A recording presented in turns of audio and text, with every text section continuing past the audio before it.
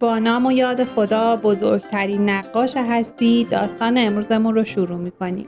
دوستان عزیزم، امروز می‌خوایم با همدیگه روی کفش‌های چرم نقاشی بکشیم و از مهرهایی که جلسه قبل درست کردیم چاپ بگیریم. ممنونم از اینکه تا انتها همراه من هستید. سلام، زهرا هستم. به کانال من خوش اومدید. توی جلسه قبل با همدیگه نحوه ساخت مهر لینو رو دیدیم. حالا توی این قسمت میخوایم با همدیگه از این مهرها چاپ بگیریم. بهترین رنگ برای کار مهر برند ماری ورک هستش. اگر که دسترسی به ماری ورک هم نداشتید، رنگاتون برند دیگه بود، رنگهایی رو انتخاب کنید که غلیظ‌تر باشه. بعد میایم با استفاده از یه تیکه ابر یا این تامپون ها آغشته میکنیم تامپونمون رو به رنگی که به هیچ عنوان آب داخلش نیست، یعنی رنگمون باید کاملا غلیظ باشه، وگرنه روی پارچه وقتی مهر میزنید پخش رنگ میدید. میایید رنگتون رو روی مهرتون میزنید، به هیچ عنوان نمیکشید. ببینید مثلا قلمو نمیشه بردارید بکشید روی مهرتون، چون خط ایجاد میکنه. وقتی برید مهر بزنید یه سری خطوط روی کارتون ایجاد میشه. باید به صورت حرکات ضربه‌ای و رنگ رو یک نواخت روی مهرتون پخش کنید. من یه تست رنگ میگیرم اول که اگر مهرم اشکالی داره اشکالش رو برطرف کنم و بعد رو پارچه اصلی میرم. وقتی مهر رو روی پارچه‌تون قرار دادید کاملا فشار بدید محکم. نه هست یه وسایلی مخصوص به این که این قسمتی که شما میخواید مهر رو فشارش بدید روی پارچه بهتون کمک میکنه، ولی من با دست این فشار رو وارد میکنم تا منتقل بشه طرحم. اینم پروانمون هست. من دوتا رو ازشون یک تست میگیرم. ببینید باید کاملا محکم فشار بدید تا رنگ منتقل بشه روی پارچتون.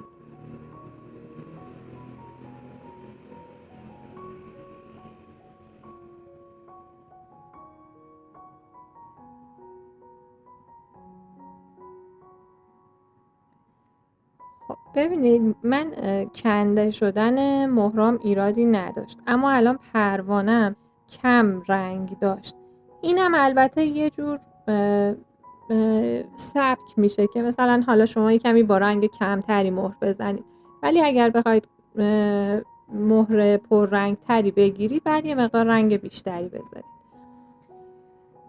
شما وقتی که این مهرها رو درست کردید با هر چیدمانی که خودتون دوست داشتید میتونید بیاید رو پارچه‌تون مهر بزنید. من یه رنگ ترکیبی درست کردم، به یه گلبهی رسیدم، یه رنگ ترکیبی گلبهی درست کردم که برای پروانم ازش استفاده میکنم.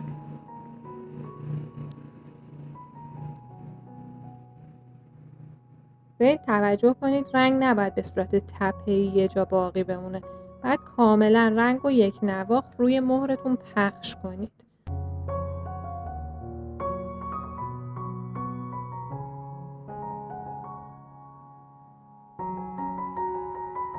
ببینید ضربه میزنم، فقط نمیکشم، تامپونم رو روی کارم نمیکشم، فقط ضربه میزنم.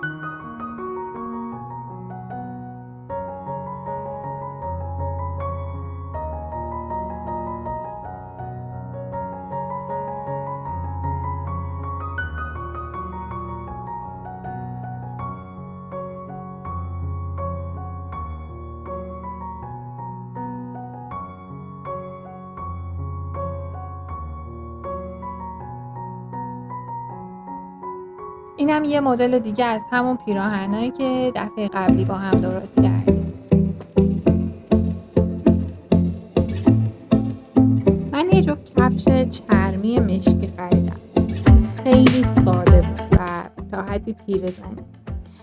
به خاطر همینم تصمیم گرفتم که با یه نقاشی از این سادگی درش بیارم. اما چون تا حالا تجربه نقاشی روی کفش چرمی رو نداشتم، به خاطر همینم تصمیم گرفتم اول بیام یه طرحی رو روی کفشای قدیمیم اجرا کنم، اگر که خوب شد و موفق درآمد بعد رو کفشای نو این کارو کنم. کفشای قدیمیمو تمیز کردم، یه لنگش رو اجرا کردم و بعد تصمیم گرفتم که اجرای کار رو برای شما هم بذارم. حالا روی اون یکی لنگ که میخوام کار کنم مراحل کار رو برای شما هم میذارم. ببینید وقتی که میخواید انتقال طرح روی چرم بدید، اگر از کاربن استفاده میکنید باید خیلی محکم روی کاربنتون بکشید تا منتقل بشه. اگر از کاربن استفاده نکردید میتونید خودتون از این روان‌نویس‌های سفید استفاده کنید و طرح رو بکشید.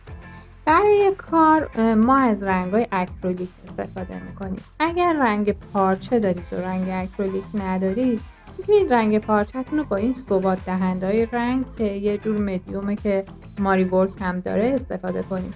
البته بعضی از برندها مثل پیرو اومدن و رنگ مخصوص نقاشی روی چرم رو تولید کردن.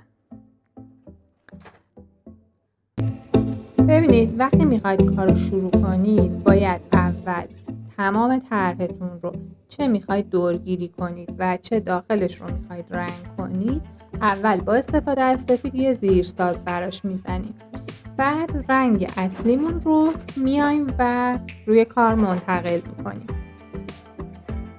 یکی یکی تمام طرحتون رو با استفاده از رنگ مورد نظرتون رنگ گذاری کنید. رنگ ها من که رنگ اکریلیک من.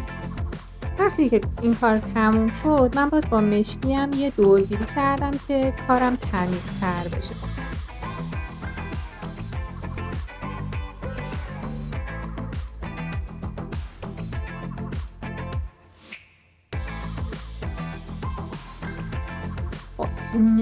در نهایت من بازم از همون رنگ آبی فیروزه‌ای یه دور روش زدم چون که یکم رنگام تیره شده بود. وقتی که کارتون تموم شد از وارنیش هم استفاده کنید برای اینکه رنگاتون ثبات بهتری روی کفشتون پیدا کنه.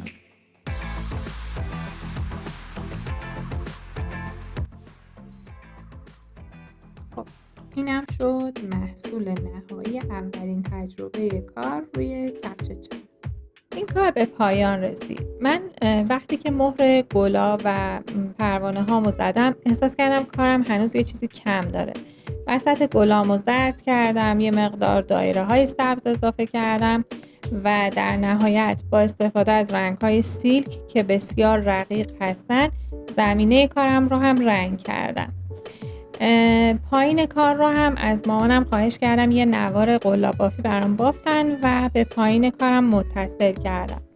این یک دستمال آویز برای روی دستگیره گاز هستش.